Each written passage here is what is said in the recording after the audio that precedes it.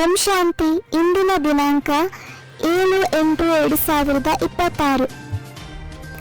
ಇಲ್ಲಿಯವರೆಗೆ ಏನೆಲ್ಲವನ್ನು ಓದಿದ್ದೀರೋ ಅದನ್ನು ಮರೆತು ಒಬ್ಬ ತಂದೆಯನ್ನು ನೆನಪು ಮಾಡಿರಿ. ಸ್ವರ್ಗದ ಮಾಲೀಕರನ್ನಾಗಿ ಮಾಡುವ ಸದ್ಗತಿದಾತ ಒಬ್ಬ ತಂದೆಯೇ ಆಗಿದ್ದಾರೆ. ಸಂಗಮ ಯುಗದಲ್ಲಿ ಪರಮಾತ್ಮನು ಮನುಷ್ಯರನ್ನು ಪಾವನ ದೇವತೆಗಳನ್ನಾಗಿ ಮಾಡುತ್ತಾರೆ. ಸತೋ ಪ್ರಧಾನರಾಗಲು ತಂದೆಯ ಶ್ರೀಮತದಂತೆ ನಡೆದು ಪುರುಷಾರ್ಥ ಮಾಡಬೇಕು. ನರನಿಂದ ನಾರಾಯಣ ಮತ್ತು ನಾರಿಯಿಂದ ಲಕ್ಷ್ಮಿಯಾಗುವ ಸತ್ಯ ಗೀತೆಯ ಜ್ಞಾನವನ್ನು ಧಾರಣೆ ಮಾಡಬೇಕು. ನಾವು ಭಾರತವನ್ನು ಸತೋ ಪ್ರಧಾನ ಸ್ವರ್ಗವನ್ನಾಗಿ ಮಾಡುವ ಪ್ರತಿಜ್ಞೆಯನ್ನು ದೃಢವಾಗಿ ಇಟ್ಟುಕೊಳ್ಳಬೇಕು. ಪುರುಷೋತ್ತಮ ಸಂಗಮ ಯುಗದಲ್ಲಿ ಕನಿಷ್ಠರಿಂದ ಶ್ರೇಷ್ಠ ಪುರುಷೋತ್ತಮರಾಗಬೇಕು. ಒಂದು ಧರ್ಮ, ಒಂದು ರಾಜ್ಯ ಮತ್ತು ಏಕ ಮತದ ಸ್ಥಾಪನೆಗೆ ಸಹಜ ರಾಜಯೋಗದ ಬಲವನ್ನು ಜಮಾ ಮಾಡಬೇಕು.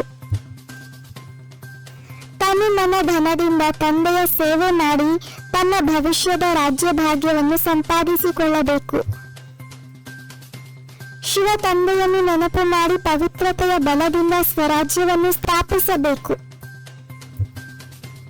ರಾವಣ ಮತವನ್ನು ಬಿಟ್ಟು ಶ್ರೀಮತದಂತೆ ನಡೆದು ದೈವಿ ಸಂಸ್ಕಾರಗಳನ್ನು ಧಾರಣೆ ಮಾಡಬೇಕು. ನಾವು ಬ್ರಹ್ಮ ಕುಮಾರ ಕುಮಾರಿಯರು ಎಂಬ ಆತ್ಮೀಯ ಸ್ಮೃತಿಯಲ್ಲಿ ಸದಾ ಸ್ಥಿತರಾಗಿರಬೇಕು. ಯೋಗ ಬಲದಿಂದ ಪಾವನರಾಗಿ ವಿಶ್ವದ ರಾಜ್ಯ ಭಾಗ್ಯಕ್ಕೆ ಯೋಗ್ಯರಾಗಬೇಕು. ದೇಹಧಾರಿಗಳ ನೆನಪನ್ನು ಬಿಟ್ಟು ಒಬ್ಬ ತಂದೆಯ ನೆನಪಿನಲ್ಲಿ ಇರಬೇಕು. ಗುಪ್ತ ಸಹಯೋಗಿಗಳಾಗಿ ಭಾರತವನ್ನು ಸ್ವರ್ಗವನ್ನಾಗಿ ಮಾಡುವ ಸೇವೆಯಲ್ಲಿ ತೊಡಗಬೇಕು. ಹಳೆಯ ಆಸುರಿ ಸಂಸ್ಕಾರಗಳನ್ನು ಬಿಟ್ಟು ಹೊಸ ದೈವಿ ಜೀವನಕ್ಕೆ ಸಿದ್ಧರಾಗಬೇಕು. ಪ್ರತಿ ಆತ್ಮವು ತನ್ನನ್ನು ಅವಿನಾಶಿ ಆತ್ಮನೆಂದು ತಿಳಿದು ಆತ್ಮಾಭಿಮಾನದಲ್ಲಿ ಸ್ಥಿತರಾಗಬೇಕು. ವಿನಾಶದ ಮೊದಲು ತೀವ್ರ ಪುರುಷಾರ್ಥ ಮಾಡಿ ಶ್ರೇಷ್ಠ ಪದವಿಗೆ ಅಧಿಕಾರಿಗಳಾಗಬೇಕು. ಸಂಗಮ ಯುಗದಲ್ಲಿ ಶ್ರೇಷ್ಠ ಕರ್ಮ ಮಾಡಿ ಪುರುಷೋತ್ತಮ ಜೀವನವನ್ನು ರೂಪಿಸಿಕೊಳ್ಳಬೇಕು. ಆತ್ಮೀಯತೆ, ಆತ್ಮಿಕ ಸುಗಂಧ ಮತ್ತು ದಯಾಹೃದಯತೆಯನ್ನು ಧಾರಣೆ ಮಾಡಿ ಪ್ರಕೃತಿ ಜೀತರಾಗಬೇಕು. ಶ್ರೀಮತದ ಕಡಿವಾಣದಿಂದ ಮನಸ್ಸನ್ನು ನಿಯಂತ್ರಿಸಿ ಸ್ಥಿರ ಯೋಗಯುಕ್ತ ಸ್ಥಿತಿಯಲ್ಲಿ ಇರಬೇಕು.